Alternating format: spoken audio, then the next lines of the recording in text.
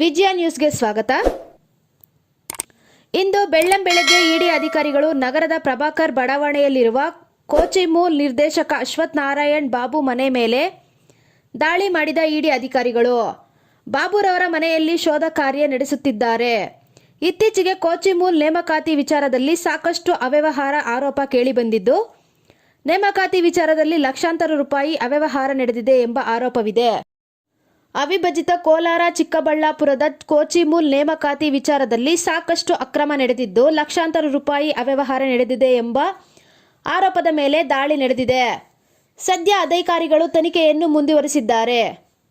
Vijaya news.